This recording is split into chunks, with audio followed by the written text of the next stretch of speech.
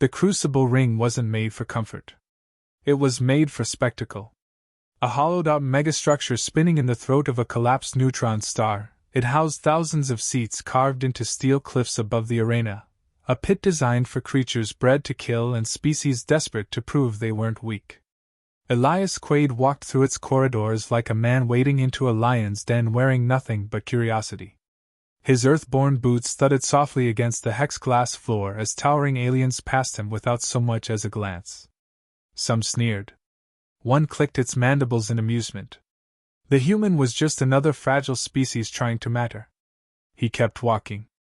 Inside the observation bay, the arena below was slick with drying blood from the last bout.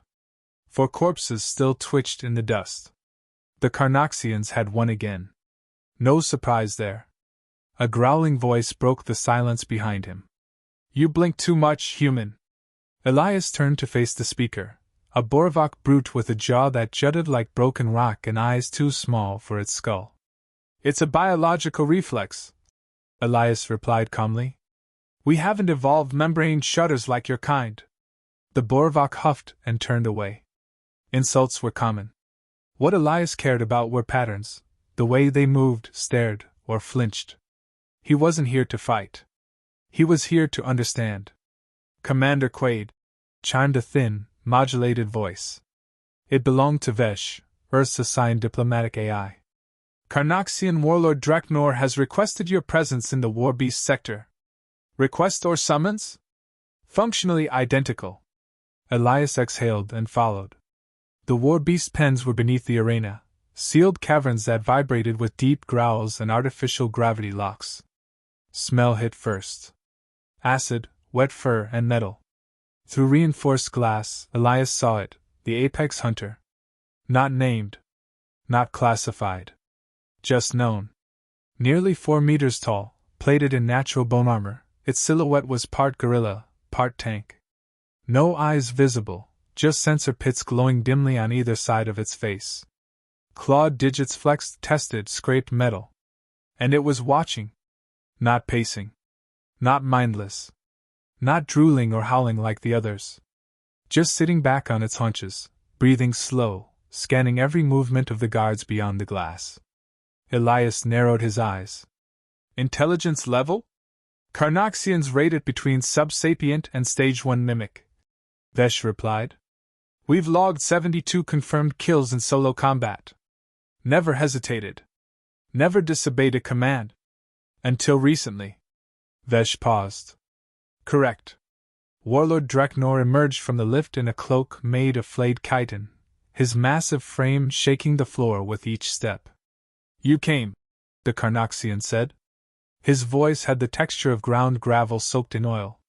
You requested, Elias answered neutrally. Dreknor circled the glass. This one was bred to destroy, not to wait. And yet it hesitates. Twice now. Once before the kill. Once before the challenge. We suspect it's broken. It isn't broken. Elias gestured to the creature. It's thinking. Dreknor barked a guttural laugh. Thinking? It's a weapon. So was the sling that dropped a tyrant. The warlord's amusement faded. Careful, pray. Elias held his gaze. You keep calling me that. I wonder what your apex hunter calls me. A heavy silence followed. Then Dreknor smiled with a mouthful of bone-shearing teeth. Let's find out. The council meeting chamber was a spiraled amphitheater built from petrified moonstone. Alien delegates sat coiled, perched, or suspended in their species-specific thrones, watching Elias like a child in a lion's cage. At the center, Dreknor stood. I challenge the human Elias Quaid, he announced, to trial by endurance, 5 minutes in the crucible with the apex hunter. Shock rippled across the chamber. Elias stepped forward without blinking. Is this a formal challenge, or an attempt to silence a voice that disagrees with your control? 5 minutes, Dreknor growled. No weapons. No escape. Survive, and you earn your right to speak of monsters. Earth's representatives rose in protest. The Crucible's ancient rules overrode all objections. Elias raised a hand. I accept. Later, As Vesh scanned his vitals in the prep room, Elias leaned against the cold wall, studying the grain of the alloy under his fingers. Do you have a death wish, Commander? Vesh asked. No, Elias murmured. I have a hypothesis. The creature could tear through ship hulls. I don't think it wants to. Vesh tilted its projector lens. That's irrational. Elias looked up, eyes calm. So is empathy. And I've watched it, twice. It hesitated. It's looking for something. It recognizes patterns. Not threats. Familiarity. Vesh paused. You believe you're familiar? No. I believe I might become that in 5 minutes. The gates of the crucible groaned open. Elias stepped into the arena alone, his boots touching ancient stones soaked with blood and history. Cheers, growls, clicking applause from 1,000 alien voices rose like a thunderstorm. Above, the watching council leaned forward. Across the field, another gate hissed open. The apex hunter emerged, steam rolling off its flanks, breath fogging in the chill air. It didn't roar. It didn't charge. It stared. Elias didn't move. He raised his hands slowly. Palms out. Open. The creature tilted its head, taking one step forward. The crowd hushed. Elias took one step forward too. Then bowed. Not in fear. Not in surrender. In understanding. The apex hunter exhaled. Would you like me to begin Chapter 2 now? The crucible was deathly still.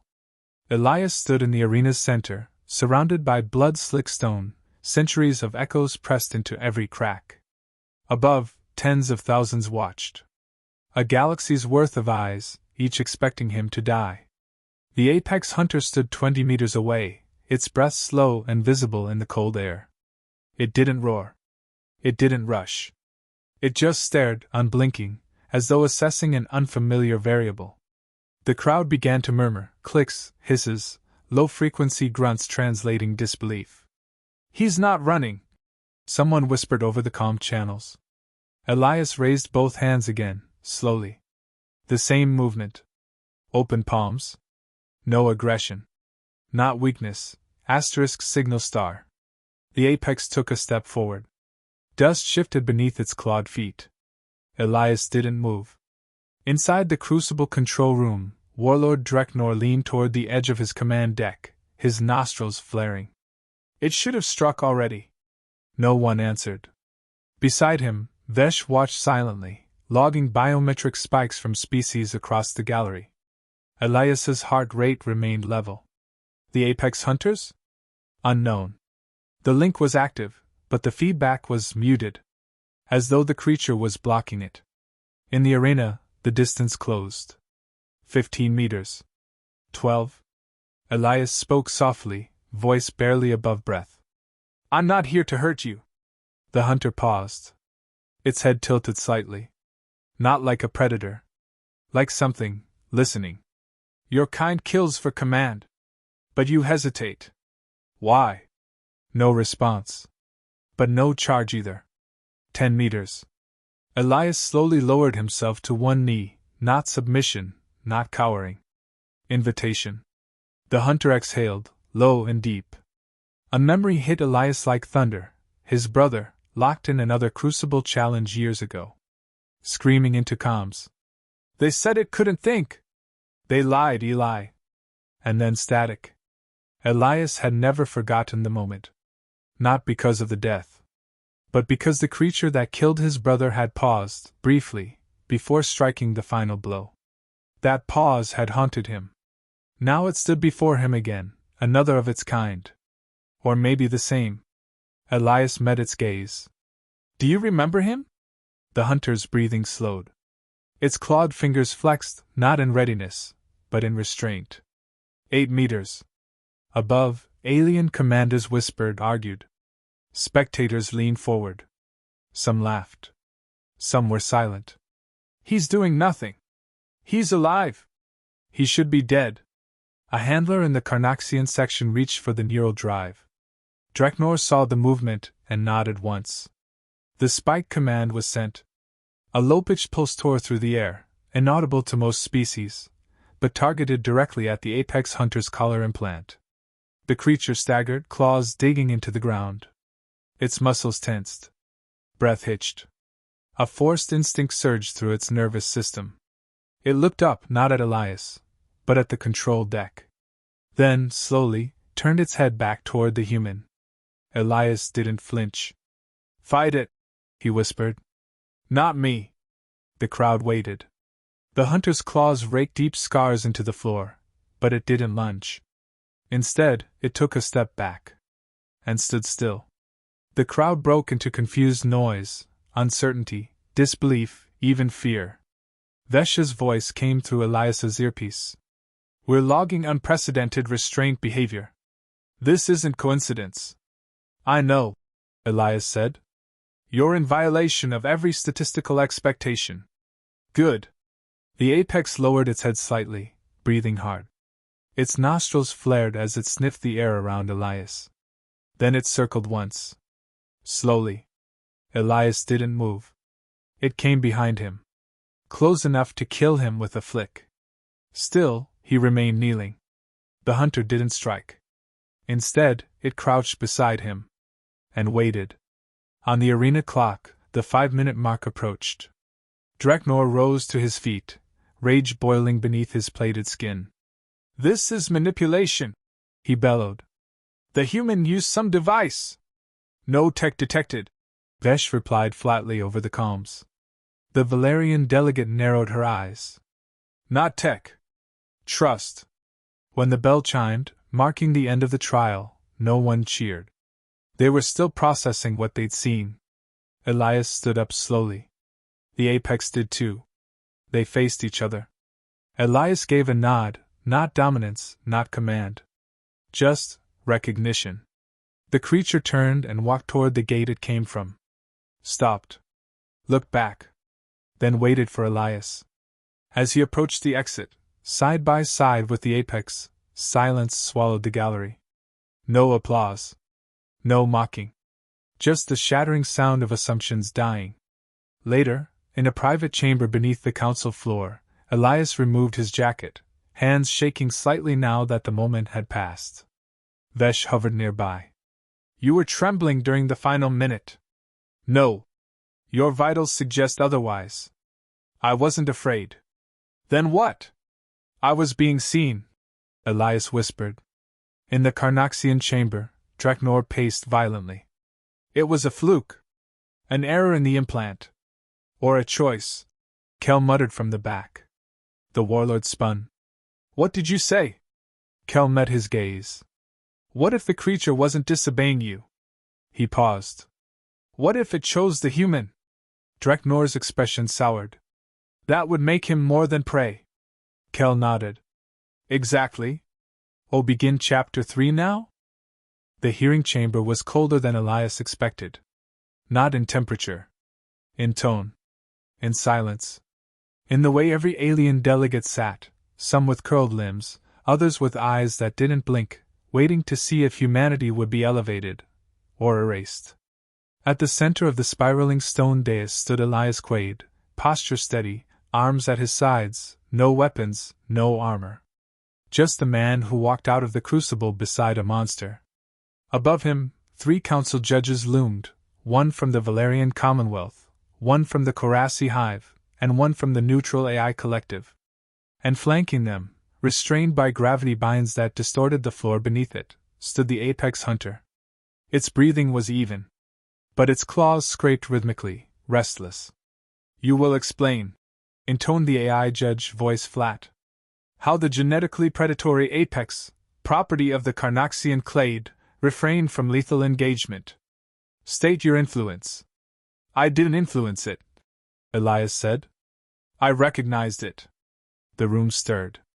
Dreknor snarled from his podium, flanked by Carnaxian elites. "This is deception. No unmodified human could survive that trial without intervention."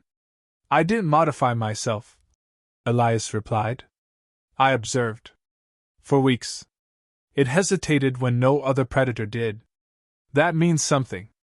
A delay in instinct, not sentience. Then why did it obey no command? Why did it ignore your neural spikes?" Faulty hardware. Elias stepped forward. No. You assumed it was dumb because it never spoke. But communication isn't always verbal. Watch the recordings. It never looked at you. It watched the handlers, the weapons, the threats. He turned to the council. It saw me kneel, and chose not to kill. Kel, seated among the Valerians, leaned forward. You believe it made a choice. I know it did.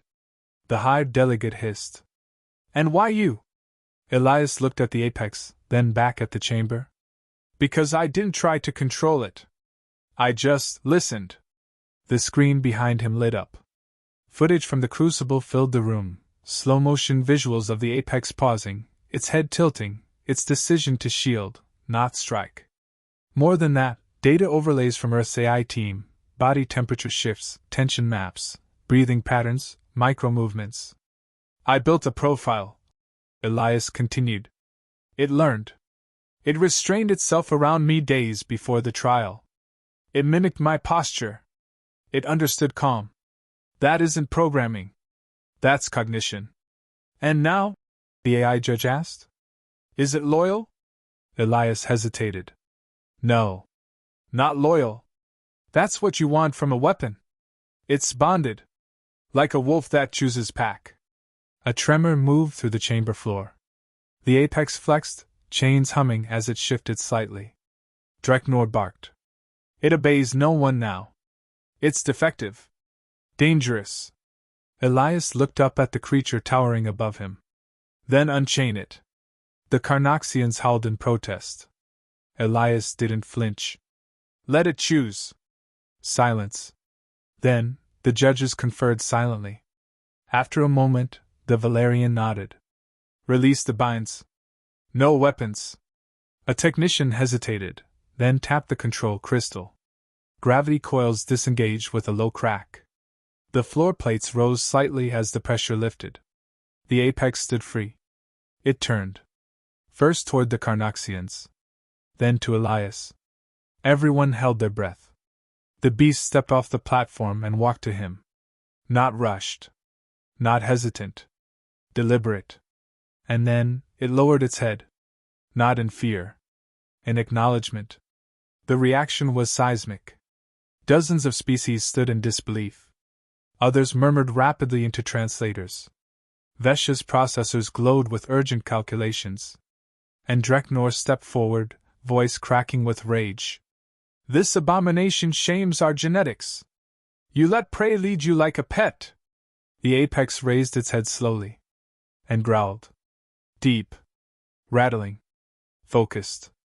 Then, it stepped between Elias and the Carnoxian warlord. A clear, silent line.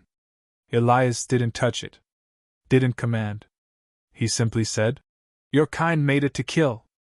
But it chose to protect. Kel stood. The human demonstrated behavioral mastery without force. A weapon that refuses its maker and defends the weak. That's not an accident.